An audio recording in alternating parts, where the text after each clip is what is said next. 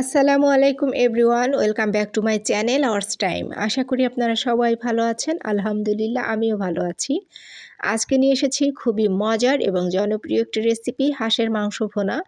এখানে আমি একটি দেশি হাঁসের মাংস নিয়েছি। এটাকে আমি পরিষ্কার করে আগেই ধুয়ে রেখেছি। আর ধোয়ার সময় আমি এখানে লেবুর রস লবণ দিয়ে প্রায় আধা ঘন্টা মাখিয়ে রেখেছিলাম, যেন এর গায়ে কোনো ব্যাড স্মেল না থাকে। এরপর পানি ঝরিয়ে আমি সমস্ত মশলাগুলো অ্যাড করে নিচ্ছি। এখানে আমি পরিমাণ মতো লবণ, হলুদের গুঁড়া, মরিচের গুঁড়া এবং ধনিয়ার গুঁড়া 1 চা চামচ পরিমাণ নিয়েছি। আর এখানে দিয়ে দিচ্ছি 2 টেবিল চামচ পরিমাণ আদা রসুন পেস্ট, দিয়ে দিচ্ছি 2 টেবিল চামচ পরিমাণ পেঁয়াজ পেস্ট। আর এখন দিয়ে দিচ্ছি গরম মশলা গুঁড়ো। এখানে আমি কোনো গোটা গরম মশলা ব্যবহার করিনি, সব গরম মশলাগুলো একসঙ্গে আমি গুঁড়ো করে নিয়েছি। দিয়ে দিচ্ছি পরিমাণ মতো তেল। তেলটা দিয়ে এটাকে আমি সুন্দর করে হাতে মাখিয়ে নেব এবং সব কিছু সুন্দর করে মাখিয়ে এটাকে আমি 1 ঘন্টা রেখে দেব, যেন মশলাগুলো খুব সুন্দরভাবে মাংসের ভিতরে ঢুকে যায়। এরপর এটাকে ঢাকনা দিয়ে ঢেকে রেস্টে রেখে দিয়েছি।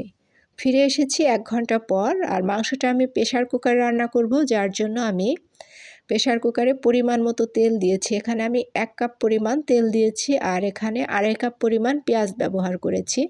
পেঁয়াজটা আপনারা আপনাদের প্রয়োজন অনুযায়ী ব্যবহার করবেন। আমি একটু বেশি পেঁয়াজ ব্যবহার করেছি, আমার কাছে ভালো লাগে এর জন্য। এরপর পেঁয়াজটা যখন হালকা ব্রাউন কালার হয়ে এসেছে, তখন আমি মাখিয়ে রাখা মাংসগুলো প্রেশার কুকারের ভিতর দিয়ে দিচ্ছি। আর এখানে যে ডিম আছে, ডিমটা এখনই দেব না, একটু পরে দেব, তা না হলে এটা গলে যাবে। সব কিছু সুন্দর করে এখন আমি একটু নেড়ে মিশিয়ে নিচ্ছি আর কিছুক্ষণ এটাকে একটু কষিয়ে নিচ্ছি। প্রায় 5 মিনিট আমি এভাবে নেড়ে চেড়ে কষিয়ে নিয়েছি। এখন আমি এটাকে ঢাকনা দিয়ে ঢেকে 4টা সিটি বাজা পর্যন্ত অপেক্ষা করব। একে একে 4টা সিটি যখন বেজে যাবে, তখন এটা ঢাকনাটা আমি খুলে নিয়েছি। আর এ পর্যায়ে প্রায় 70% সিদ্ধ হয়ে গিয়েছে। এখন আমি এর ভিতরে দিয়ে দিচ্ছি 1 কাপ পরিমাণ নারিকেলের দুধ। আর এটা দিয়ে খুব ভালোভাবে আমি এটাকে মিশিয়ে নিচ্ছি। আর যে ডিমগুলো ছিল, সেই ডিমগুলো এখন আমি এর ভিতরে অ্যাড করে দিচ্ছি, দিয়ে একটু নেড়েচেড়ে মিশিয়ে নিচ্ছি। এটাকে আবারও আমি ঢাকনা দিয়ে ঢেকে আরও 2টো সিটি বাজা পর্যন্ত অপেক্ষা করব। এতে পরিপূর্ণভাবে মাংসটা সিদ্ধ হবে এবং মশলাগুলো খুব সুন্দরভাবে মাংসের ভিতর ঢুকে যাবে। এ পর্যায়ে আমি ঢাকনা খুলে নিয়েছি। এখন আর আমি প্রেশার কুকারের ঢাকনা দিয়ে আর রান্না করব না, কারণ মাংসটা পর্যাপ্ত পরিমাণ সিদ্ধ হয়ে গিয়েছে।